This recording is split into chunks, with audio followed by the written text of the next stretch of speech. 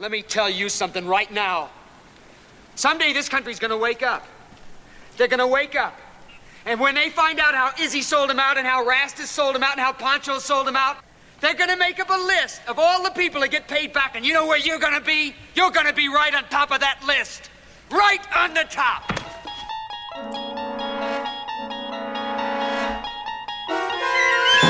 Hello, and welcome to the Twilight Pwn, a podcast that discusses each and every Twilight Zone episode. My name is John. I'm joined by my co-host, Fred. Hello. Happy New Year's, Fred. Happy New Year's, John, and Happy New Year's, listeners. Yes, I hope everyone had a festive and herpes-free New Year's Eve. John and I were just discussing some stuff off the cast that doesn't need to be discussed. NC-17 New Year's memories. From, college days. Yeah, well, those were wild times. Did you get to check out any of the Twilight Zone marathon around New Year's Eve or day? Unfortunately, we cut the cable cord. I cut it around 2008, so I unfortunately do not have the Sci-Fi channel. Oh, so, okay, got it, yeah. It's hard for me to keep up, but I saw what you were doing on Twitter and on the Tumblr. Yeah. Thank you for keeping the flames burning for us. I think I probably sent out 500 tweets, and we got maybe 2 new followers or something like that. Yeah, but, man. Yeah, hey, it's worth it. It's worth it. I enjoyed it. It's funny because you can watch all the episodes on Netflix, but there's something kind of fun about just the communal aspect. Exactly. Yeah, I put it on the Tumblr, but the BuzzFeed list of all Twilight Zone episodes ranked, that was straight up garbage. Normally BuzzFeed's lists are kind of curated in some ways. Yeah. They whittle it down. This was just here's the list of every Twilight Zone episode. Oh, and they're ranked. Yeah, let's just hit random, and that's our ranking. Number 149, so one of the worst is The Howling Man. 146 is The Lonely. 125 is The Old Man in the Cave. And then, you keep scrolling down, you get to number 40, and it's The Bard. So the Bard is one of the the top 30 percentile. And this is a quote from the review. Humor isn't really Serling's strong suit, but something just clicks in The Bard. And the word clicks is italicized. It's the sound of the gun up to my head if I ever have to watch it. Exactly. Yes, exactly. There was Sorry, Serling. You've done a lot of great work. That was a little harsh. Well, but let's call a bard a bard. 39, The New Exhibit. 37, Ring-a-Ding Girl. Then 35, Nightmare at 20,000 Feet.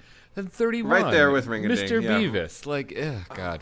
I could say a lot more, but the 11th best episode of The Twilight Zone is apparently Penny for Your Thoughts, which is just... BuzzFeed, their whole branding is all around this, micro-targeting and, getting very specific people and just thinking how inflamed they've made the Twilight Zone. It's this was probably just a trolling article that they knew would hit a specific market who would share it and be like, can you believe this? Yeah. I just love to imagine, the BuzzFeed editor coming in we need a hot take on ranking the Twilight Zone episodes. And they got it. So, kudos to them. Well, hopefully HuffPost will reach out to us and we can really set the record straight here. Yeah, exactly. So what are we doing this week? Once again, it's time to take our medicine. We will be discussing a 4th season episode entitled He's Alive. It was the 107th of the production run. It aired originally on January 24th, 1963. Portrait of a Bush League Fuhrer named Peter Vollmer. A sparse little man who feeds off his self-delusions and finds himself perpetually hungry for want of greatness in his diet.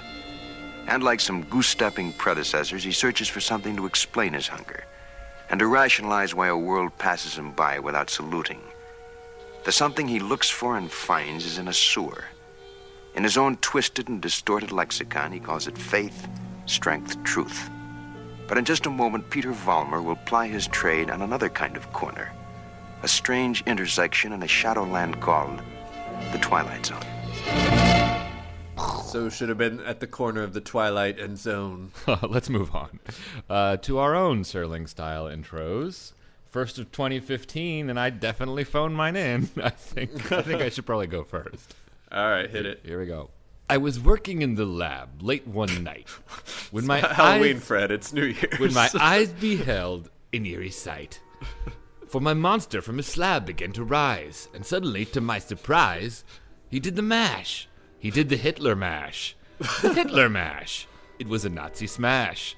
He did the mash. It caught on in a flash. He did the mash. He did the Hitler mash. In the Twilight Zone. I don't know. Okay. Super phoned in. It made me laugh more than a lot of ours do. Okay. Hopefully So the I don't know. listeners will join you. Yeah, the Twilight Pwn will know how to properly rate that. Yeah, you know? exactly.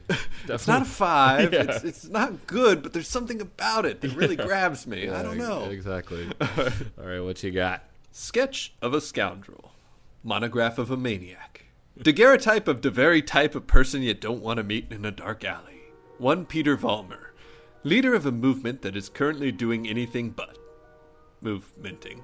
His words are packed with vigor and venom, but he's having trouble inspiring with his enmity, and his lifelong father figure, Ernest, is no help at all. Just when all seems lost, he finds himself faced with a most unusual life coach. With a little help from the mysterious man known as Hitch, Pete is about to go from a complete 0 to a total, the Twilight Zone. Nice. I liked what you said daguerreotype, the very type. I was like, Yeah. has that horrible pun ever been made in the history of horrible puns? Probably somewhere, but yeah, I basically had that, and I was like, well, I got to write a couple more to kind of pad around that idea. Yeah. No, that's gold. Yeah. Yeah, cool. This is a 4th season episode. It's available for you to stream on Hulu, not on Netflix, and of course buy the DVDs, Blu-rays, etc. And check it out, because we're going to spoil it as we comb through the plot like Hitler ran a comb through his mustache. I always think I'm going to tell a funny joke for this bit, but it never works. Like Hitler through Poland? Is that too soon? I don't know if it's too soon. It's just lame. Yeah, it's too lame. Not too soon. Yeah, too lame.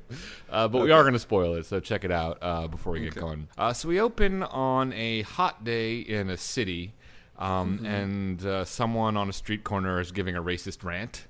Right, back of his neck, dirty and gritty. Yes, exactly. That someone is Dennis Hopper, and very, very young Dennis Hopper. Kind of cool to see him at that age.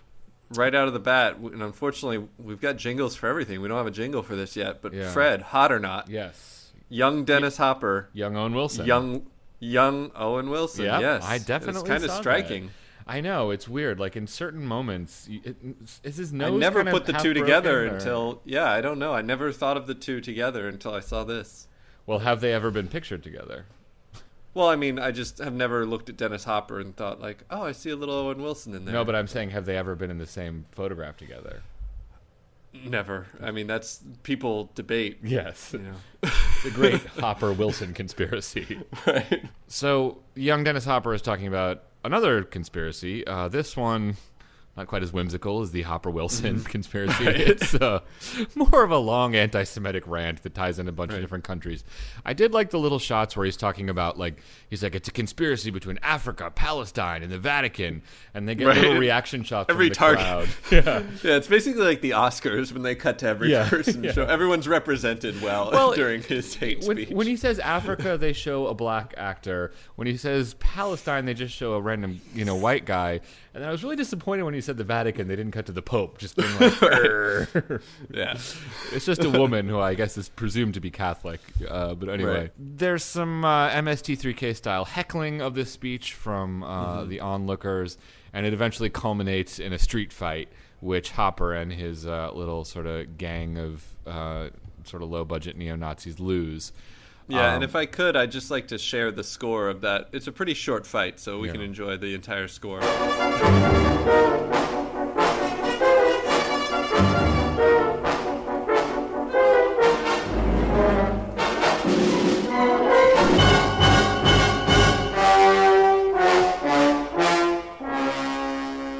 mean, that was just very energetic. Yeah. I don't know if I have anything smart to say about that. It sounds kind of like a Batman serial instead of a Twilight Zone episode. They're just going all out. I know. It kind of sounds a little bit like, I don't know, almost like a John Williams score, like a, I don't know. Like, oh yeah. At the end, it sounds a little more boffo, but at the beginning, it almost sounds like they're about to take down the Death Star or something. It's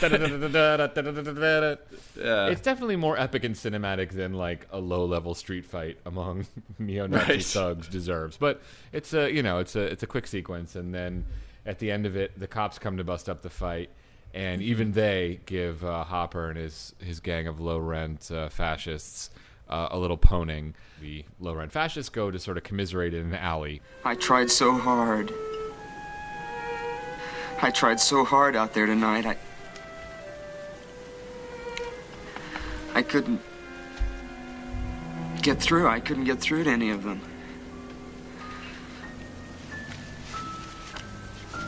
I knew what I had to say to them. I knew what I had to tell them, and I couldn't get it out. I couldn't find the words. Someday they're going to have to listen. Someday they're going to cheer. My message of conspiracy and hatred just isn't connecting the way I want it to. I don't know. I mean, I have a lot of issues with this episode. I don't know if this is just silly on its face or an interesting concept of, like, a hate monger filled with self-doubt. It's just definitely not been seen before. Like, you normally think, like, a person who's brimming with self-confidence with all the vitriol they spit, but it's kind of funny where they're just like, I don't know, guys, I just can't reach him. Like kind of down on himself, like, as opposed to, like, they don't understand, but more right. Yeah, It's got a very Abraham feel of, like, how do I get the words to move the masses or something? But it's very odd. It's an interesting choice. Yeah, and I also think from an otherwise, I think there's a lot of issues I have with this episode, but I thought that was at least interesting, if not good. Yeah, I mean, I think that, like, we'll talk about this more, but Hopper gives a great performance, and I think that, like, him selling that self-doubt, like, humanizes the character in a way that gives a subtlety to the episode that maybe is somewhat lacking later on. Yeah, the episode doesn't really offer. Yeah, exactly. But that's kind of like a very human moment, and it's sort of cool. So then we get Serling's intro. Then we get Hopper taking off his sort of fakey Nazi uniform in the hallway of a tenement building and sort of sheepishly knocking on the door and going in to hang out with a guy who I couldn't figure out who he was for the majority of the scene. It's kind of weird because, like, it's like it's not his dad.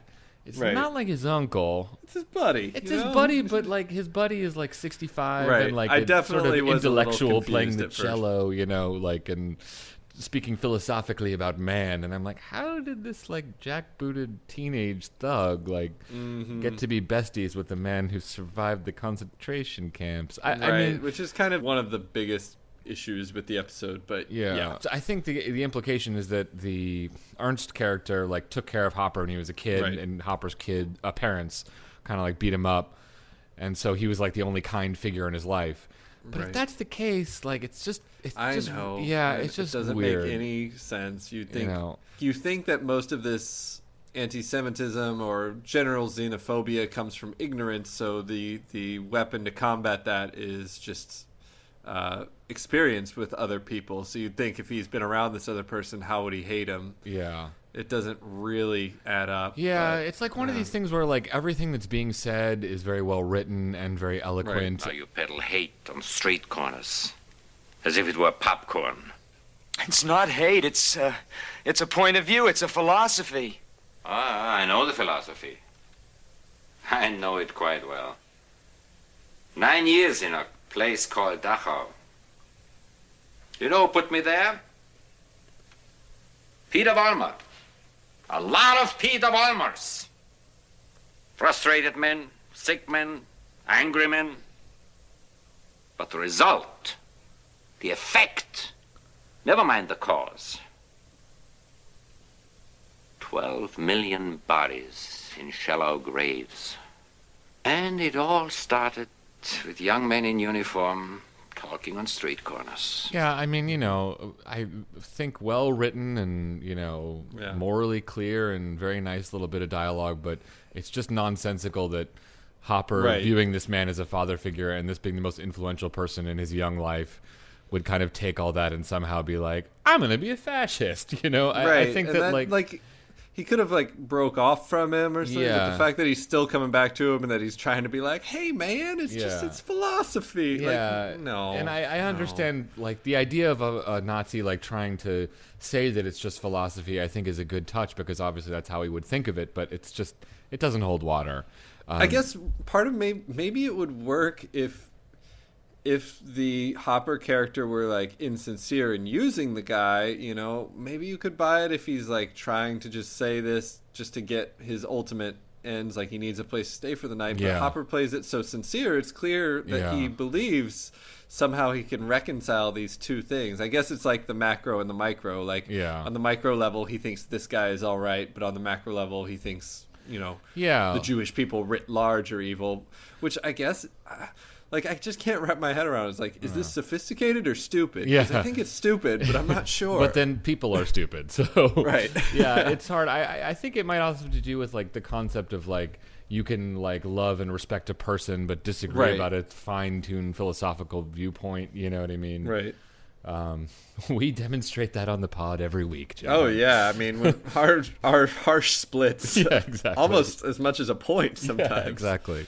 Anyway, moving on. Hopper crashes on this sensitive Jewish intellectual's couch to face another day of fascist hate-mongering.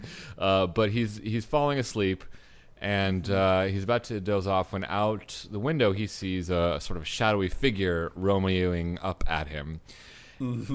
And Hopper... I was going to say Jiminy cricketing him, well, but yeah, there you same go. idea. Yeah.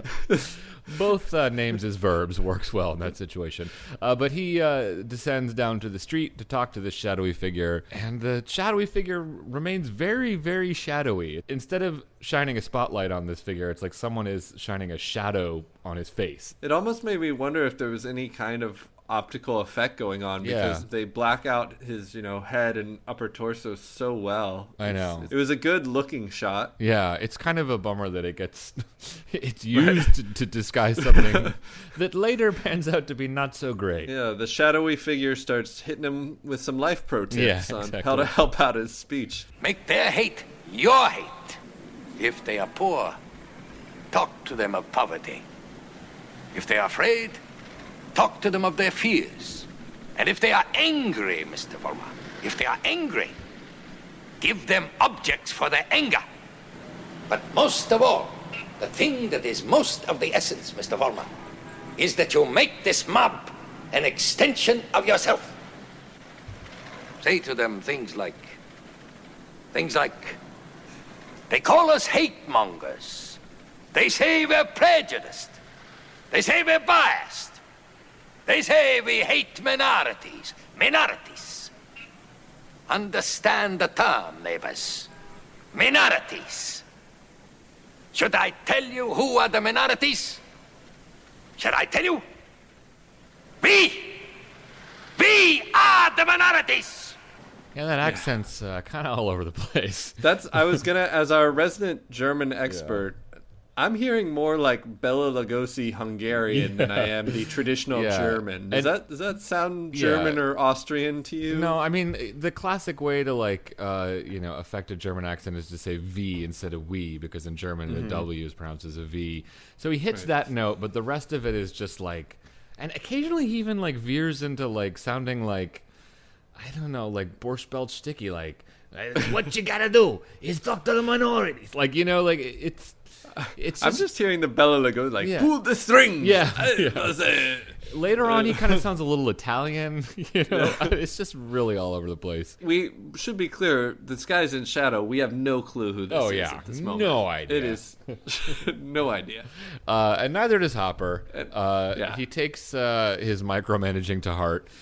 And I did kind of like that too, because so often in a plot, you have like a mysterious figure who comes in to sort of like guide the youngling into a new level, and usually it's like vague things about like trust in yourself. But this guy's like, okay, here's what you say. He's like really like if Yoda was like, look, stab left you must, and then do this, and then tell him not what you expect from a guru. Right. In the next scene, they're in the army surplus store, and Dennis Hopper's just trying on new outfits. The Shadow's shaking his head. Totally. How's this gonna work? Yeah, I don't think so. Anyway, when we get to the next scene, those Tony Robbins send away CDs have really worked their magic, because Hopper's upped his game. He's even got some sort of little miniature torches to trick out his podium of hatred. His podium kind of looked like it was made by the same people who made the Intimidator pool cue, I felt. Got that look to it. He's delivering a kind of more revved up speech in sort of some kind of hall of some kind. One thing I thought was really bizarre, they're kind of in this hall, and he's got like a giant picture of Hitler up on the wall. And I understand that he's a neo-Nazi, but like in 1963 America, how can he be talking about like American patriotism with a picture of Hitler behind him? This is the kind of thing that maybe a simple Google search would shed some light on, but I don't know when the like neo-Nazi movement in America really took hold. I kind of associate it with like early 80s skinheads in Britain kind of trickling over here, but I don't know, maybe there was already that kind of, I mean, it's kind of funny, like, when did neo-Nazism come into vogue in any way? Were there people like well, yeah, it's not like New York's hottest nightclub. Right, exactly. Maybe there was a strand, because when you think about it, America was somewhat late getting into World War II, and there was a pretty strong isolationist movement. So maybe there are people who were like able to somehow reconcile Hitler. I don't know how you You know, I mean, okay, here's the like mythology of World War II is so America versus Germany. It's hard to reconcile a like rah-rah America with Hitler at all. Yeah, exactly. That's why I think it's bizarre. But, okay, so the American Nazi Party, founded by George Lincoln Rockwell in 1959, achieved high-profile coverage in the press through their public demonstrations. So my guess is that it was in the news. Yeah. I think that probably just at the time it seemed so insane and big and huge and crazy, and so therefore meaningful to cover, whereas now we just accept it as like total nut job that you don't have to pay attention to. Anyway, let's move on. So Hopper's speech goes pretty well. The Q ratings are off the charts. Yeah, exactly. Right after he finishes the speech, he runs to the front of the door to shake hands with people.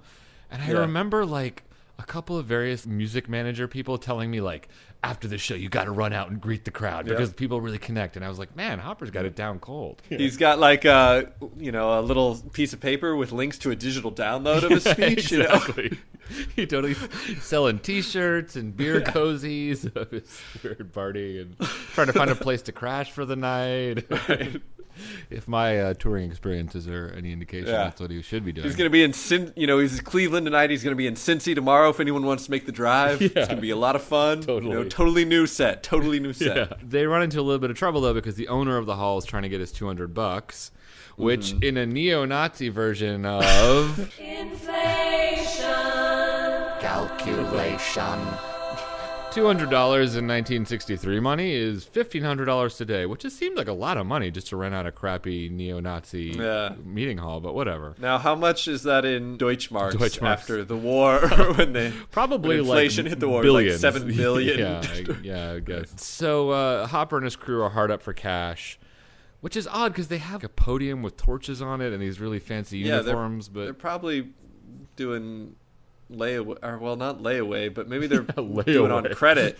It's like, Fred, you got to spend money to make money. They're probably like in deep trying to get this going. I hear you. I do like the concept of buying like fascist propaganda on layaway. So turns out that a shadowy figure showed up and dropped off an envelope with 200 bones in it. So they give it to the proprietor of the hall in kind of a cool shot. Earlier on, the cops sort of like pwned them by dropping like their hat, and now they drop the cash just the same way to kind of pwn the beer hall guy. It was just a nice little moment of direction, and I kind of enjoyed that. Yeah, that's the way to work out a good relationship with a property owner. Well, they're never going to want that hall. That's the John take, but I think the point is like it was cool. Moving on to bigger, better things, I guess. I think that's a classic thing that someone like that would do, is that anyone who asks them for money is a dirty, like, Semite who just wants their money. They're not in it for the hate. Yeah, exactly. Right. Did you start to feel in this scene that like one of the neo-Nazis kind of didn't belong? It's the guy who kind of talks like Joe Pesci, you know what I mean? I mean, later that pans out, but it's just in this scene they're all talking like, I don't believe he's really invested in the cause, and this guy's like, hey, look here, we got to get the minorities. Like, it just, I don't know. I was like, that guy's probably, late addition to the gang. I was just thinking this whole sequence starts to have a really bizarro A Star Is Born feel to it. It's really like backstage about seeing the rise of this guy. He's like really coming into his own. Isn't it great? Like, what am I watching? Yeah, totally. Yeah, they remade the scene in Ray, but Right. So in the next scene, the shadowy figure is back. He's giving more public speaking lessons to Hopper, sounding very Italian in this scene in particular. Tip of the tongue. Front of the teeth. Yeah. Lemon lion. He's telling Hopper that the next step is to get a martyr. In other words, kill one of their own to sort of take the cause to the next levy. Many people who will remember Chad, who was the third part of our group. Yes, exactly. Our downloads really, really started skyrocketing after the tragic events surrounding Chad's mysterious stuff. Anything we can do to draw attention between the connections between our podcast and a neo-Nazi group, I think, is a great idea, John. Exactly. But moving on, unsurprisingly, they choose the fat Italian guy to be the martyr. Hey, I'm not a martyr. Anyway, it's going to be Nick. Hello, martyr. Nice. Hello, Okay. Anyway, so Nick, sort of pudgy guy who talks like Joe Mantegna, is going to go. Maybe not necessary to point out, but the idea of there being a martyr is like a very direct parallel to the early development of the Nazi Party. There was this... Oh, who was the martyr? I don't know that. Oh, it was this guy named Horst Wessel, and he was like a... Interesting. Sort of young, sort of insignificant member of the... I don't know this history like that well on the tip of my tongue, but... Reassuringly, I don't know it that well, but he was like a member of the early brown shirt gangs, and he was killed back when they were making like lovable Hollywood shorts on the back. Right, exactly. The brown shirt. I don't know. That just sounds very the brown Rascals. Yeah. The brown shirt gang. Yeah, well, that's probably how they meant it. But he was like he wasn't like a member of it was before the SS, I think, but he was an early member of the Nazi Party, and he was killed. And it was sort of unclear exactly who killed him. Some people think it was a frame-up or whatever, but the communists were, largely blamed, and that led to a lot of rioting. And they rally around him. Yeah, and he had written the lyrics to a song that became like the Nazi Party's like rallying cry called the Horst Wessel song. It's a very anti-Semitic, sort of horrible song. At every step of the way here, the Dennis Hopper's group is mirroring the development of the Nazi Party. And turns out it worked pretty well. Some of the other neo-Nazis are not so happy that Nick is dead. They're kind of moping about it, sort of Eeyore-esque, but Hopper, who's really kind of bought into it. So if we're tracking this directly with the Mystery Science Theater episode, The Beatniks, this is like Tony's got the record contract. Yeah. He's doing pretty well. He's got the girl, but some of the other members are starting to get a bit antsy. That's probably about where we are. Yeah, I mean, there are parallels, many historical parallels here. I mean, the strongest is to the Beatniks. Right. There's sort of a leitmotif of the Nazi Party, but yeah. Right. And Hopper is like saying his friend deserved to die largely because he was fat. And then he goes on stage to give a speech about the fat martyr, and he gets the crowd really riled up. And we see again our friend, the cello-playing intellectual Ernst. And so he tries to get on stage with Hopper and shut him down, and he does so pretty effectively. Gives quite the anti-fascist pone. Hopper can only punch him as a rebuttal, and that kind of gets the crowd realizing that, wait a minute, this fascism isn't all it's cracked up to be. This guy with all the hate speech, he's violent. Yeah. That's not what we signed up for. Anyway, not Hitler, a shadowy figure, is giving Dennis Hopper quite a scolding. Hopper's a little PO'd. He's getting the business from the shadowy figure. He starts saying, hey, what's up? What do? You direct traffic from the darkness. You plan the battles and you're never there when they're fought. Why don't you come out in the light? Why don't you come up here alongside of me? Why don't you give me a name and a face and a reason why? Mr. Fulmer, I was making speeches before you could read them.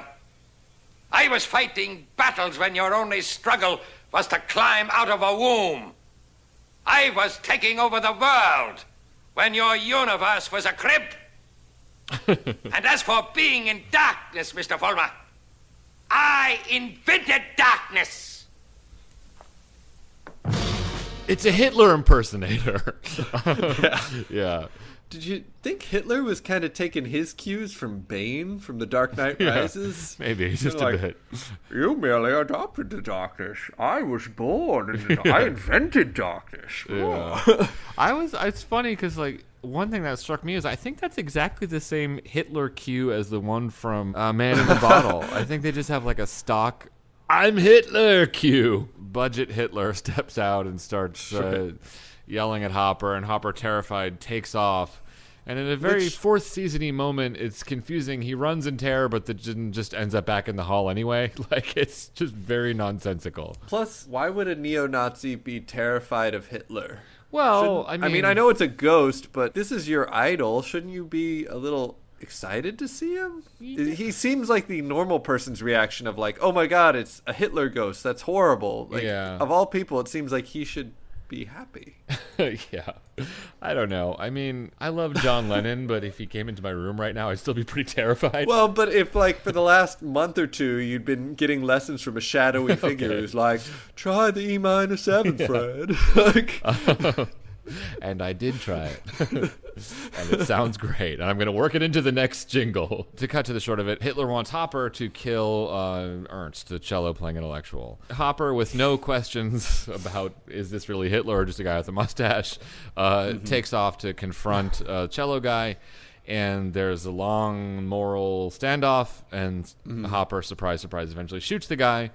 But he won't go quietly into the good night. He's got quite a long, sanctimonious, moral death speech to get out of the way before he dies. Hopper's bummed about what he's done. He runs back to the hall.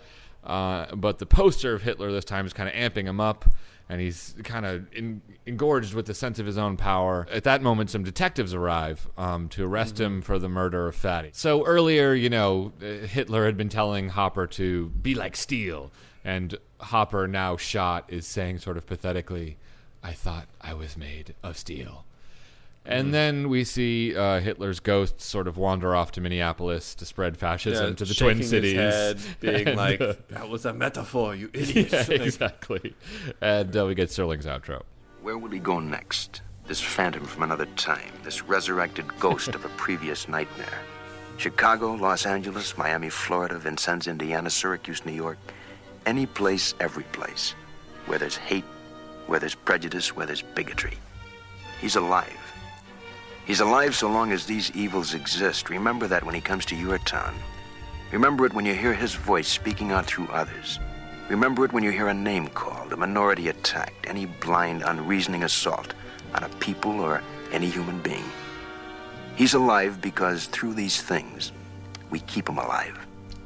Kind of sounded like Dancing in the Streets for a second there. I was thinking it sounded kind of like the heart of rock and roll. Yeah. DC, San Antonio, and the Liberty, because the hate of Hitler isn't music. Oh yeah, it's got a weird like Hitler summer tour. Anyway, so that's the episode. There really are no metaphors to tease out of this episode because it's just so literal. I think text. Yeah, it's all text. There's no subtext. There's just text. I think one of the biggest failings of the episode is that in seeking to like say why fascism is bad, it's so literal. If fascism is going to rise again, especially in the United States, it won't be exactly like it was in Nazi Germany, and that's why it'll be all the more insidious. So telling us to watch out for the exact same thing is just silly and like not imaginative and very un-Twilight Zone-y in a way. The Twilight Zone aspect is very silly in this episode. It's like Hitler's ghost. It's very clear it's sincere. It's very clear this was an important story to Serling, but it's a silly hook of like the ghost of Hitler is getting the band back together or whatever. Like it's just silly. Yeah. They could have just had Hitler never step out of the shadows. And it's obviously implied that it's Hitler, and you never give him a physical reality. And it's just so maybe at the end of the episode you're left wondering if that's just Dennis Hopper imagining the whole thing. Right. But the fact that they give you that $200 that Shadow Hitler drops off, and the fact that he steps out of the light it just makes it so much sillier. And I think it had elements of the relationship between Hopper and Ernst that could have been developed more interestingly, but as it is, they just are, I think, muddled, and it doesn't pay off or make much sense. So, I think there's an interesting concept in the idea of the neo-Nazi who's been at least partially raised by a Jewish person and how they went astray and, you know, the tension in that relationship. But it's just, we don't get enough of it, or we don't get it in a way that it seems comprehensible. So it just comes off as silly and confusing. Exactly. And I think the reason those characters are the way they are is to put them in, you know, diametric opposites. So Serling can write his sort of like, you know, morally upright writing. But the problem is the reason they're even talking to each other is absurd. It's an easy touchstone for people of our age, but I'm reminded of American History X and the neo-Nazi character there. There's a scene where he goes straight up in an argument with a Jewish person, but there's a logical reason for it. It's like his mom is dating a Jewish person and they're trying to have a nice dinner, and it erupts into this extended argument. You know, that is at least logically coherent why those two characters would be having a dialogue. This is just a little sillier. Yeah, just thrown together kind of nonsensically.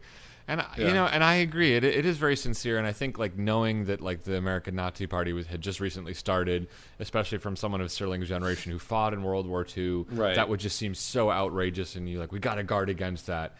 It was just a little bit short-sighted and didn't see the American Nazi Party for the silliness that it really was, you know.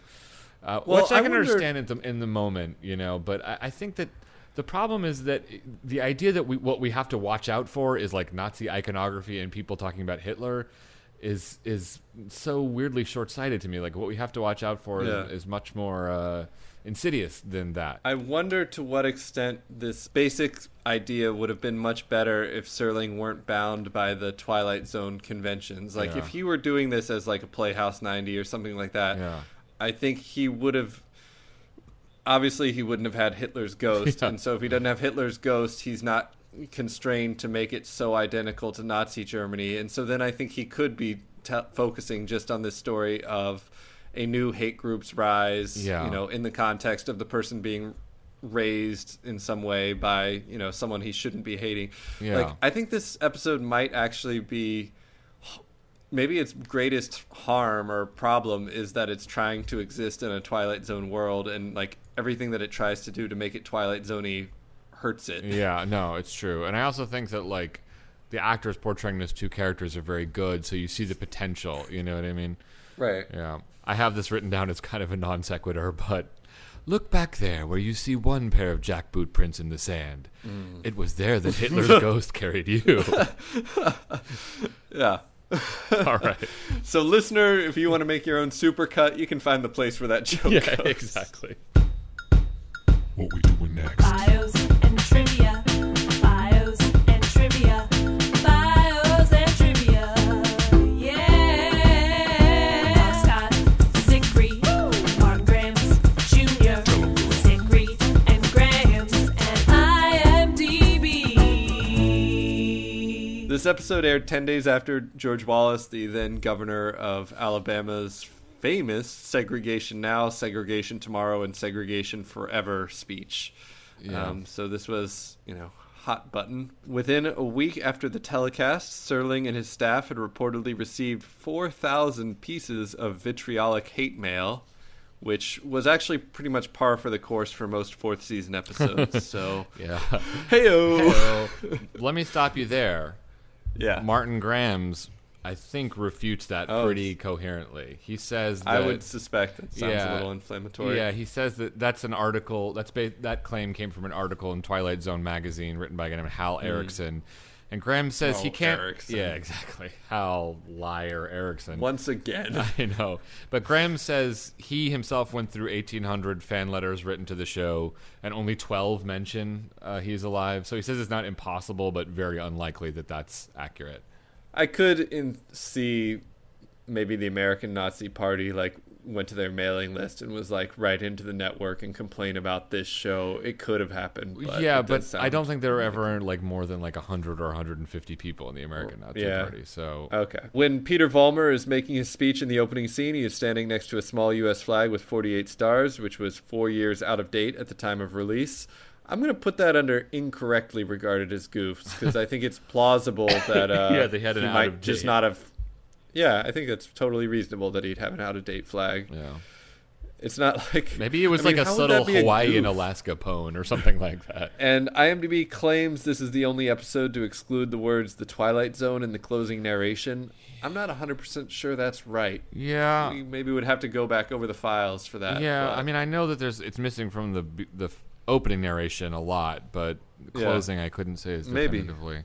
Twilight Zone companion Mark Scott Zickry's book has an extended story about an effects shot that didn't really pan out. That was kind of interesting, but we're running low on time, and I don't want to swipe everything from his book, so check it out. So for Martin Grimm's Jr.'s book, it was sort of an interesting time in Hollywood because there was a lot of heat about people not casting African-American actors. There were like protests about it at the time, and I think in reaction to that, especially throughout the fourth season, there was a more concentrated effort on CBS's part to, I mean, frankly, it was kind of tokenism, but just to cast black actors, usually, unfortunately, in Right. small roles.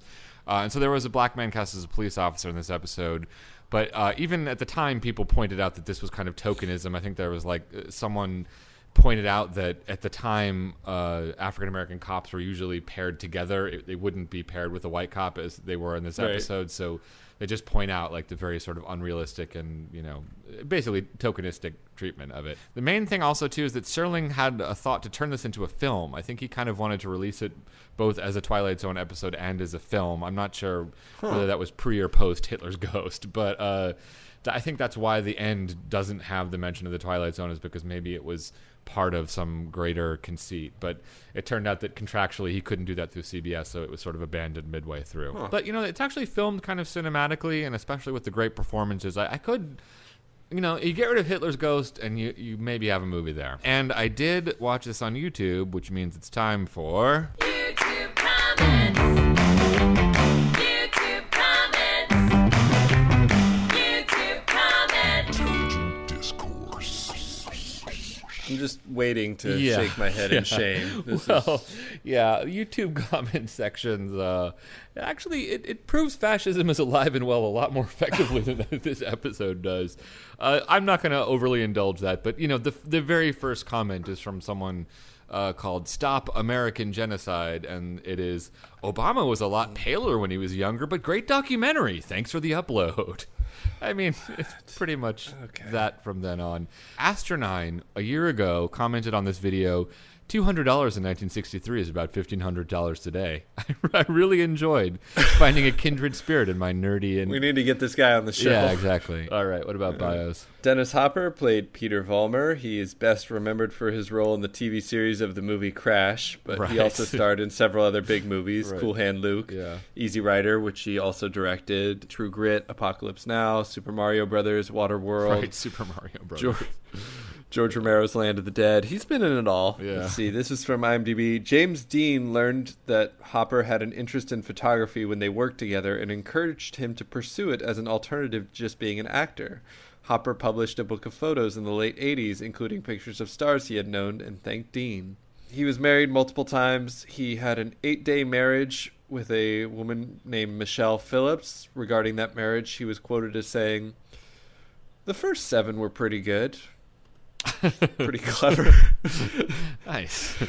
I liked that. Ludwig Donath played Ernest Gans. He fled Nazi Germany in 1933, and then, kind of ironically, he was often typecast playing Nazis. God, Go that's figure. so weird. I mean, I wonder, as the actor, is that like PTSD, or do you feel like this is the way that I can help, like, do my part Yeah. by playing the heavy, the bad guy, and showing that they are bad guys? It's just such a strange it's almost like the act of killing or something. It's like a bizarre concept. I don't know. Maybe there's a movie in that. I don't know, you know. Okay, so Paul Mazursky played Frank, I assume one of the Hopper's gang. Yeah. He was a famous director who was known for such films as An Unmarried Woman, Harry and Tonto, Bob and Carol, and Ted and Alice. He was also in the Twilight Zone episodes The Gift and The Purple Testament. I've only seen a couple of his movies, but I've enjoyed them a lot. I'd like to see more. Yeah. Howard Kane played Nick. He was best remembered as Gestapo Major Hochstetter on the classic Hogan's Heroes. Yeah. Since the summer of 1970 until his untimely death in 1993, he had taken trophies at 29 prominent banjo and fiddle contests in the Southland for both best traditional banjo and traditional singing. So triple threat, banjo, fiddle, and singing. And Nazi performances. Right. Quadruple. Jay Adler played Gibbons. He was also in the episode The Jungle. Bernard Fain played a heckler. He played Pinnell in The Four of Us Are Dying, written by Serling, as we've said.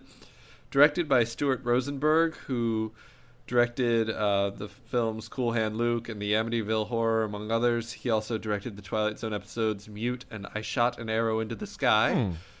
And Fred, you'll be excited to know, he's a fellow Fightin' Violet. He studied Irish literature at New York University. Nice. And in 93, he became a teacher at the American Film Institute. Among his students were Darren Aronofsky and others. Oh, that's cool. And others. Yeah. Nice. I'm looking at the list of people. I'm like, I don't know them. Yeah. So Darren Aronofsky. Yeah. Cool. And that brings us to the Inevitable.